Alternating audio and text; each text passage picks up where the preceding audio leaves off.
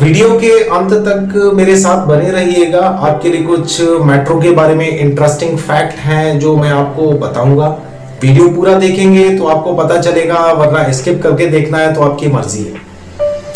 By the way, चलिए आगे बढ़ते हैं। भाई ये कहीं नहीं जाने वाला और ये यहीं रहेगा आपके और हमारे बीच में, मुझे तो ऐसा ही लगता है। 2020 में लगा था कि एक साल ये चलने के बाद ये खत्म हो जाएगा कोविड का चक्कर, लेकिन ऐसा हुआ नहीं। 2021 में और ज्यादा प्रॉब्लम आ गई और आप और मैं दोनों जानते ही हैं क्या है। चलो खैर, ये तो खत्म होने वाला है नहीं, आपको और हमें ही सावधानी बरतनी पड़ेगी। एनीवेज, मास्क लगा के रखिए, सैनिटाइजर का यूज बराबर रखिए और जितना हो सके घर से कम बाहर जाइए, क्योंकि अभी फिलहाल के लिए तो यही जरूरी है। अब बाकी आप अगर जाएंगे तो मैं आपको रोक तो लूंगा नहीं, बाकी आप खुद समझदार।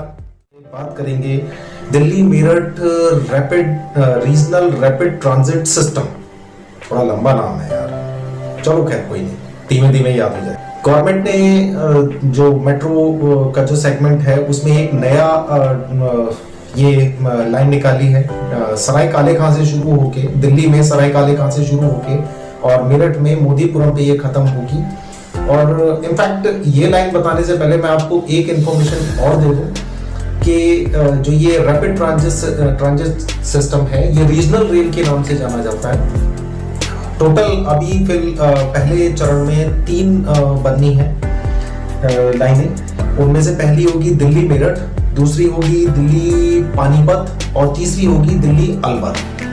तो ये तीनों लाइनें तैयार होनी है, जिसमें से सबसे पहले जो चुना गया है वो दिल्ली से लेके मेरठ तक की जो लाइन है उसको चुना गया है। टोटल 82.15 किलोमीटर की ये लाइन होगी और इसमें टोटल मिला के 24 स्टेशन होंगे। इस लाइन का पहला हिस्सा सराय काले खां से लेके दोहाई तक होगा, जो 2023 तक बन के तैयार हो जाएगा। और जो दूसरा हिस्सा होगा वो दोहाई से लेके और मोदीपुरम तक का होगा, जो 2025 तक जाके तैयार होगा। 17 किलोमीटर का जो ये पैच है सराय काले खां से लेके दोहाई तक का, इसको स्पीड के साथ में तैयार किया जा रहा है। इनसेट में आपका जो मूवी चल रही है, जो रिकॉर्डिंग आप देख रहे हैं, वो भी सेम उसी रूट का मैंने रिकॉर्ड किया है। ये एक सेमी हाई स्पीड ट्रेन होगी जिसकी मैक्सिमम स्पीड जो जा सकती है वो 180 किलोमीटर पर आवर तक जा सकती है। लेकिन इसको जो चलाया जाना है वो 160 से ऊपर नहीं चलाया जाना है। मेनली जो ऑपरेशनल रहेगी वो 160 किलोमीटर पर आवर के हिसाब से चलेगी। अब अगर मैं बात करूं तो हर स्टेशन पे लगभग कोशिश की गई है कि जो लोकल ट्रांजिट है वो दिया जाए। या तो वहां पे कोई रेलवे स्टेशन अटैच हो रहा होगा, या वहां पे कोई मेट्रो की कोई लाइन अटैच हो रही होगी, अदरवाइज वहां पे कोई रेलवे स्टेशन होगा नजदीक में। इस तरीके से जो लोकल ट्रांजिट है उनको दिया गया है, और जहां पे नहीं होगा वहां पे मेट्रो अपनी तरफ से फीडर बसेस भी चला सकता है। आइए इसके बारे में डिटेल में बात करते हैं। तो इसमें टोटल 24 स्टेशन होंगे और जैसा मैं आपको बता चुका हूं 82.15 किलोमीटर लंबा ये पूरा ट्रैक होगा। अब 24 स्टेशन के साथ साथ इसमें 2 डिपो भी दिए गए हैं। पहला डिपो बनेगा दुहाई में और दूसरा बनेगा मोदीपुरम मेरठ में। मेरठ में लोकल ट्रांजिट के लिए जो है 9 स्टेशन रहेंगे, जहां से आप लोकल ट्रांजिट भी ले सकते हैं। इस मेट्रो के पूरे ट्रैक का 68.3 किलोमीटर लंबा जो रास्ता है वो एलिवेटेड होगा, और बाकी जो बचा हुआ 14.12 किलोमीटर का है वो अंडरग्राउंड होगा। जहाँ पे रिहायशी इलाके हैं या घनी आबादी है वहां पे मेट्रो को एज यूजुअल अंडरग्राउंड रखा जाएगा और बाकी जो है वो ओपन रहेगा। तो इसका जो पहला स्टेशन होगा जहाँ से इसका ओरिजिन हो रहा है वो है सराय काले खां, जहाँ पे आपको जो पहली फैसिलिटी जो कनेक्टिविटी या ट्रांजिट जो मिलेगा वो मिलेगा सराय काले खां रेलवे स्टेशन। वहीं पर दूसरा जो है वो वीर हकीकत राय सराय काले खां अंतरराज्यीय बस अड्डा भी है, जिसको ISBT सराय काले खां बोल देते हैं, वो भी मिलेगा। और तीसरा जो है वहाँ पे मेट्रो की पिंक लाइन कनेक्ट होती है, वो भी आपको वहीं सराय काले खां पे ही मिलेगा। जो दूसरा स्टॉप होगा वो होगा new Ashok Nagar. Operational station जो है वो ब्लू लाइन का है, तो वहां पे कनेक्टिविटी जो है आपको ब्लू लाइन से मिलेगी। अब तीसरा जो स्टेशन आता है वो आता है आनंद विहार। आनंद विहार के अंदर जो है आपको जो पहला जो कनेक्टिविटी मिलती है वो मिलती है आनंद विहार रेलवे स्टेशन, जो इंडियन रेलवे का है सरायकालेका की तरह। और दूसरा जो मिलता है आपका वो मिलता है blue line. Blue line metro की लाइन है। आनंद विहार पे जो बॉर्डर है वहां से आप यूपी के अंदर एंटर हो सकते हैं। तीसरी आप इसको कनेक्टिविटी मान सकते हैं, लेकिन एक्चुअली ये कनेक्टिविटी है नहीं। चलिए खैर, एनीवेज इसका जो चौथा स्टेशन होगा वो होगा साहिबाबाद। साहिबाबाद में यहाँ पे आपको जो नजदीकी वैशाली और वसुंधरा के मेट्रो स्टेशन ब्लू लाइन के मिल जाएंगे। एंड इसके साथ साथ जो साहिबाबाद रेलवे स्टेशन है जो लोकल ट्रेन्स के लिए, वहां भी आपकी कनेक्टिविटी बनती है। इसके बाद जो पांचवा स्टेशन होगा वो होगा गाजियाबाद। ये स्टेशन जो होगा ये एलिवेटेड होगा। इससे पहले के भी सारे स्टेशन जो हैं वो एलिवेटेड ही हैं, बस एक सरायकालेका को छोड़कर।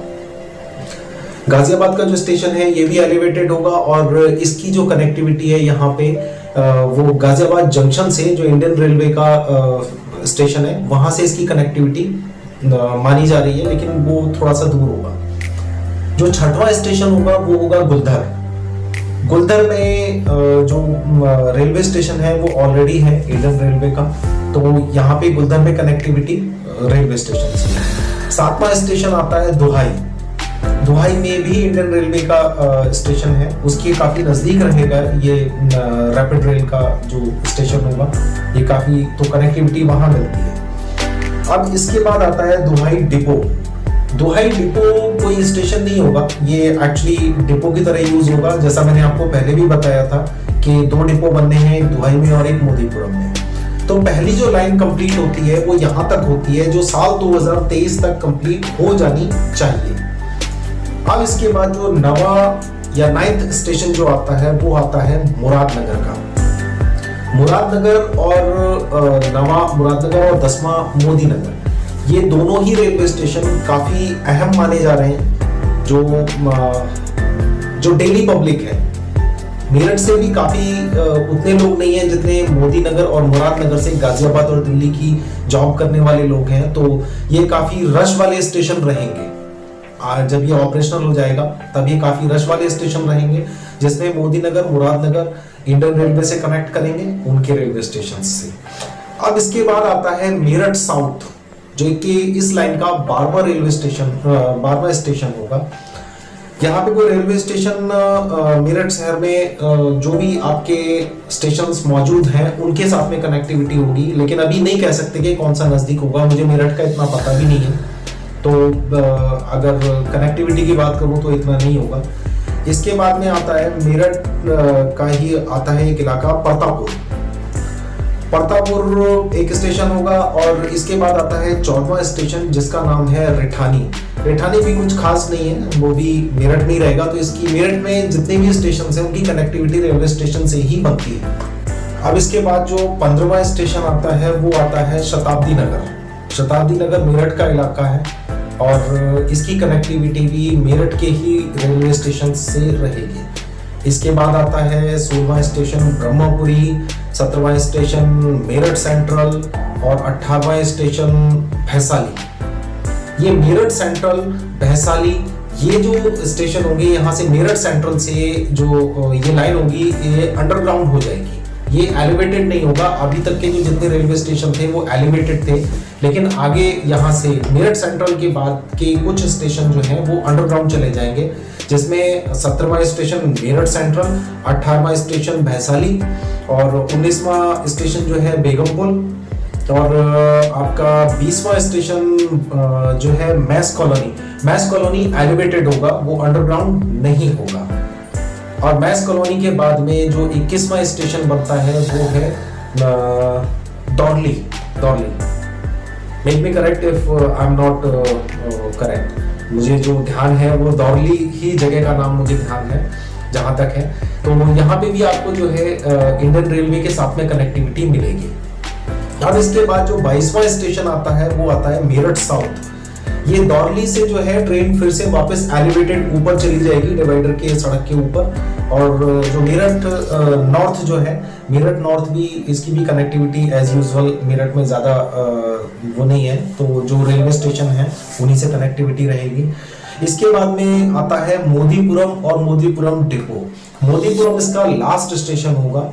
मैं, जो लोग मेरठ के नहीं रहने वाले हैं तो मैं उनको बता दूं कि जब आप दिल्ली की तरफ से चल रहे हैं, दिल्ली के बाद गाजियाबाद के इलाके पार करते हुए आप मेरठ पहुंचते हैं, आप कहीं से भी चले जाइए, ये जो मोदीपुरम है ये लास्ट में पड़ता है। उसके बाद मुजफ्फरनगर की तरफ आप निकल जाते हैं।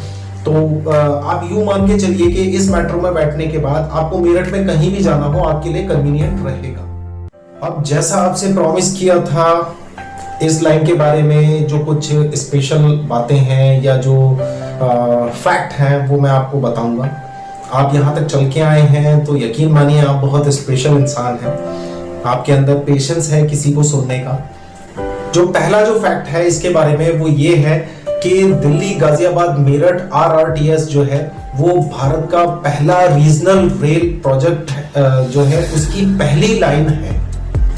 Fact number 2, multi modal integration को बढ़ावा देते हुए इसमें जो कोशिश की गई है वो ये कोशिश की गई है कि कनेक्टिविटी को बहुत ध्यान में रखा गया है। चाहे either this is Indian railway, either this is Delhi metro, either this is pink line, blue line, whatever line, either this is bus stand. तो उन्होंने सब कुछ कनेक्ट करने की कोशिश की है। मेरठ से लेके जो दिल्ली तक का जो इलाका है उसमें जितना इंटीग्रेशन ये लोकल ट्रांजिट का कर सकते थे वो किया है। फैक्ट नंबर 3 इसके बारे में ये है कि आपने अगर एयरपोर्ट लाइन में अगर आपने सफर किया हो तो उसमें आपने देखा होगा या कुछ स्टेशंस पे अदर भी लगा हुआ है, प्लेटफॉर्म पे डोर्स लगे हुए हैं जो मेट्रो के आने पे ही खुलते हैं। तो जो गवर्नमेंट कह रही है वो ये कह रही है कि आने वाले टाइम में हम पूरी लाइन को इस तरीके से पैक और सेव करेंगे कि स्टेशंस पे हम स्क्रीन डोर लगाएंगे और स्क्रीन डोर के साथ में जो है वो मेट्रो के साथ में ओपन होगा, आप अंदर जाएंगे, दैट्स इट। तो ये अपने टाइप का पहला इतना बड़ा प्रोजेक्ट होगा जिसमें स्क्रीन डोर्स हर स्टेशन पे लगाए जाने हैं। फैक्ट नंबर 4 ये है कि गवर्नमेंट का कहना है कि 37% जो लोकल ट्रांजिट है वो और बाकी का जो है 63% जो है वो जो पर्सनल व्हीकल्स का जो ट्रांजिट है वो चीज़ें इसकी वजह से बंद होंगी। मेनली आप मान लीजिए कि जो डेली पैसेंजर्स हैं मेरठ से दिल्ली तक के, उनके लिए वो लोग ये यूज़ करेंगे। तो इसमें जो है जो प्रदूषण को रोकथाम की, जो पॉल्यूशन जो रोका जाता है उसके लिए बहुत ज़्यादा हेल्प मिलेगी इससे। और किसी हद तक अगर मैं बात करूं तो ये पब्लिक के लिए भी काफ़ी कन्वीनियंट होगा क्योंकि मौसम की मार से बचने के लिए ये बहुत अच्छा उपाय होगा। फैक्ट नंबर 5, अनुमान के अनुसार ये कहा जा रहा है कि लगभग 47,05,000 टन जो है वो कार्बन मोनोऑक्साइड कम होगी इस मेट्रो के बनने के बाद, जो सड़कों पे जो ट्रैफिक कम होगा उसके बाद। फैक्ट नंबर 6 कि यूरोपीय ट्रेन नियंत्रण प्रणाली जो है उसके तहत ये ट्रेनें चलेंगी जिसमें सेंसर से लेस होती है। ये आपने कभी अगर देखा हो तो मेट्रो की लाइन के नीचे पीले कलर के पैनल लगे होते हैं जो लाइन होती है उसके बीच में, ये वो टेक्नोलॉजी की बात कर रहे हैं यहाँ पे, जो 2020 में जो है इसके लिए टेंडर्स वगैरह निकाले गए हैं जो कंप्लीट हो भी गए। बम्बार्डियर का और जो दिल्ली मेट्रो का बहुत पुराना नाता है, जब से बनी है तब से बम्बार्डियर काफ़ी सारे कोचेस बना रहा है। इंडिया में भी कोचेस बने हैं। तो बैंगलोर में जो इनका प्लांट है बम्बार्डियर कोच मेकिंग फैक्ट्री है जिसका अपना प्लांट बैंगलोर में है और बैंगलोर में रहते हुए बम्बार्डियर ही इसके कोचेस को बनाएगा। अब अगर मैं इसके बाद बैंगलोर में नहीं, sorry I tell you wrong, this is not in Bangalore, this is in Gujarat in somewhere, Gujarat में कहीं पे है तो वहां पे बनेंगे। फैक्ट नंबर 7, ये जो मेट्रो होगी पूरी तरीके से India made, make in India banner के अंडर बनेगी और जो है इसमें एक एक चीज स्वदेशी होगी। इसमें बाहर से कुछ भी नहीं लाया गया है, सारा कुछ जो है वो भारत में निर्मित है।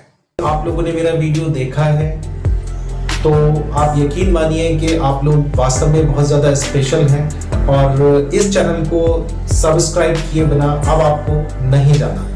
ये मेरे लिए बहुत ज़्यादा ज़रूरी है, मेरे लिए भी मोटिवेशन मिलता है और मैं भी आगे और अच्छी वीडियोस आपके लिए लेके आऊँगा। अगर आपको लगता है कि कुछ सुधार की ज़रूरत है या कुछ कमी है तो आप मुझे बेहिचक कमेंट कीजिए, मैं ट्राई करूँगा कि आपको टाइमली उसको आंसर दूँ।